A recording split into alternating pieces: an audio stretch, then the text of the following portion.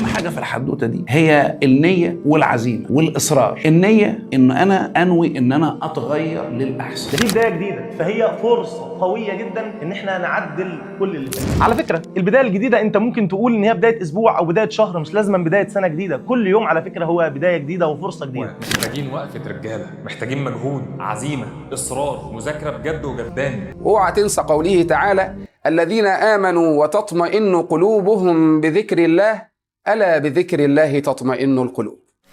أوتيت سؤلك يا فتى ولتحتفل بعد العانى، اليوم صرت كما تشاء وختمت سعيك بالعلا، اكتب بدمعك فرحة ها قد وصلت إلى هنا.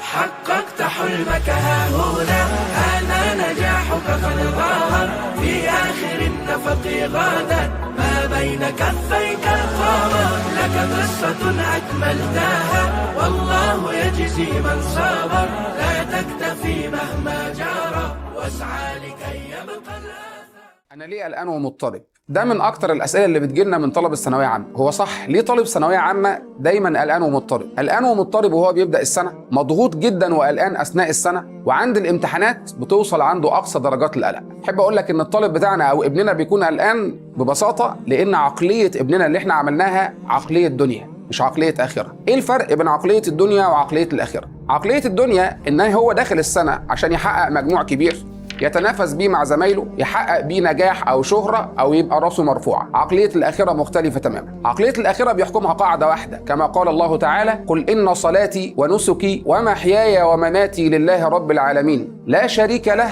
وبذلك أمرت وأنا أول المسلمين. اللي عقليته عقلية آخرة بيكون قلبه مطمئن، خلاص مكتوب له ولازم يكون. ليه؟ لأنه عارف إن هو هيسعى وإن تدبير ربنا سبحانه وتعالى ليه في النهاية. ولذلك قال رسول الله صلى الله عليه وسلم: من كانت الآخرة همه جعل الله غناه في قلبه وجمع له شمله وأتته الدنيا وهي راغمة، ومن كانت الدنيا همه جعل الله فقره بين عينيه وفرق عليه شمله ولم يأته من الدنيا إلا ما قدر له. فلو عقليتنا يا جماعة أو لو إحنا قدرنا نزرع في أبنائنا إن تكون عقليتهم هي عقلية الآخرة، هيكونوا مطمئنين جدا لتدبير ربنا سبحانه وتقدير ربنا سبحانه وتعالى ليهم، وده هيخفف كتير من حدة القلق. وده مش لطلب الثانوية عامة بس، حتى في الحياة اللي بيقلق الناس دايما ويخليها عايشة في حالة قلق وتوتر ان هم خايفين من امور الدنيا، لان العقليه عقليه الدنيا. فنصيحه صديقي العزيز، كمل بعقليه الاخره هتكون دايما مطمئن. اوعى تنسى قوله تعالى: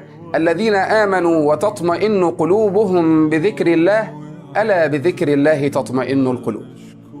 اهم حاجه في الحدوته دي هي النيه والعزيمه والاصرار. النيه ان انا انوي ان انا اتغير للاحسن، لانه انا عارف ان في طلبه كتير جدا بعيد عن النقطه اللي المفروض يكونوا عليها في الوقت ده من السنه، عمال شيطانه يهيأ له انه لسه بدري وعمال يسوف، يعني يأجل البدايه. دي فرصه اخيره، فرصه اخيره ان احنا نعدل تاني الخط اللي المفروض نمشي عليه في الوقت ده ولا. فلازم انا يبقى مجمع النيه اللي هي تخليني اقدر اشتغل وعندي عزيمة قوية، لأن الموضوع ده هيحتاج مجهود. إحنا والله العظيم عدد ساعات النوم اللي بننامها ما يكفيش، ولكن إحنا عندنا عزيمة عشان إحنا عندنا أولاد ناس إحنا حاطين في بالنا دايما إن إحنا هنسأل عليهم. فالعزيمة دي شيء مهم قوي عشان ده اللي هيخليك تكمل. طب وإصرار يعني إيه؟ إصرار إن أنت بتبدأ دايما يعني قوي جدا. ببدأ دايما أول محاضرة بتنزل بشوفها، وبعدين تاني محاضرة ألاقي أصل أنا كان عندي مش عارف إيه. هنخش في أصل وفصل والحجج، وتبتدي بقى ايه تأجل المحاضرة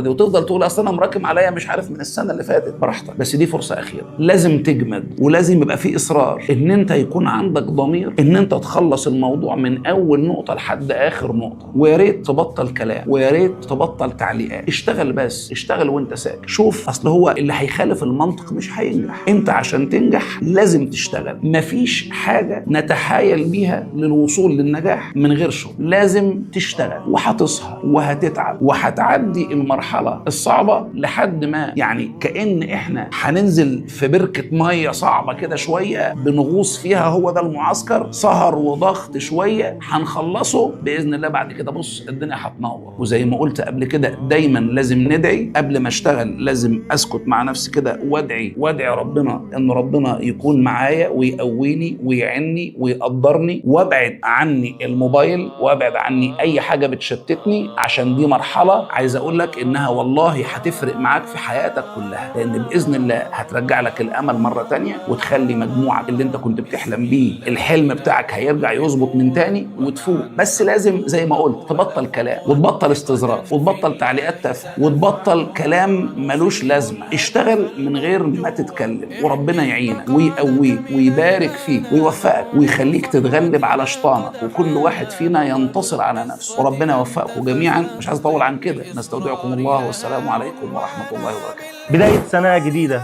ووداع لسنة ماضية، واحنا دايما بنحب البدايات الجديدة لان بتدينا امل ان احنا ممكن نعدل كل الاخطاء اللي احنا غلطنا فيها قبل كده، ونشوف الحاجات اللي كان نفسنا نكتسبها كعادات وصفات كويسة، ونقول خلاص من اول يناير هكون انسان جديد وهبطل السجاير وخلاص هشيل حديد او ايا كان في تقديم وتاخير مش مشكلة. المهم ان دايما دي بداية جديدة، فهي فرصة قوية جدا ان احنا نعدل كل اللي فات. على فكرة البداية الجديدة انت ممكن تقول ان هي بداية اسبوع او بداية شهر، مش لازم بداية سنة جديدة. كل يوم على فكرة هو بداية جديدة وفرصة جديدة، ولكن الواحد بيستغل الأحداث الكبرى زي شهر يناير، شهر رمضان، البدايات الكبيرة ديت ان هو يمسك فيها بإيده واسنانه علشان تقربوا من حلم وتقربوا لربنا وتقربوا للنسخة.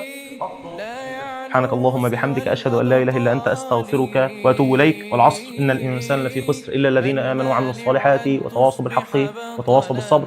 بحبكم في الله، والله العظيم بحبكم في الله، فما تنسوش دايما دايما دايما دايما صلوا على رسول الله. السلام عليكم.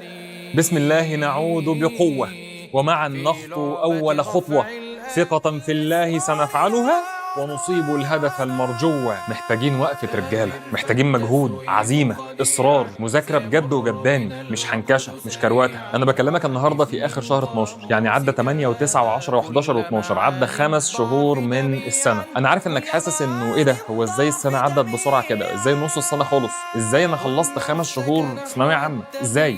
أنا عايز أقول لك إن الترم التاني هيعدي أسرع بكتير جدا من الترم الأولاني، وهتلاقيه عدى وأنت مش واخد بالك، حرفيا مش هتلمحه. فمهم جدا جدا تقف وتراجع على كل اللي فاتك، عشان بإذن الله تعالى تبدأ مراجعتك النهائية وأنت مرتاح متمكن من منهجك شرح وحل. وأكد لي على حل دي بالله عليك، أكد لي على الأفكار بالله عليك. وكمان عارف إن أنت حاولت محاولات كتير جدا إنك تنتظم وتبطل تراكمات، ولكن كل محاولاتك بقت بالفشل. ولكن يا جماعة المرة دي بجد، المرة دي معسكر نص السنة هو أحسن فرصة إن حضرتك تبدأ بداية جديدة، أفضل فرصة للانتظام. عارف ليه؟ لأن إحنا هنوقف شرح جديد، إحنا مش هننزل جديد طول المعسكر، وبالتالي أنت مفيش حاجة بتتراكم عليك من الجديد زي ما حصل كل المرات اللي فات. لا، أنت واقف بتلم كل اللي فات، والناس اللي كانت مذاكرة برضو بتراجع على كل اللي فات. فالمرة دي المحاولة غير، فرصة نجاحك إنك تلم كل اللي فاتك وتبطل تراكمات بإذن الله عالية جدا جدا جدا. طيب عاوز بقى تلم كل اللي فاتك؟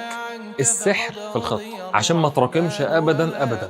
لازم تمشي على خطة بجدول بمواعيد معينة، وتعرف هتعمل إيه فين وإزاي وإمتى. ختاما سبحانك اللهم وبحمدك، أشهد أن لا إله إلا أنت، أستغفرك وأتوب إليك، والسلام عليكم ورحمة الله وبركاته. يلا سلام.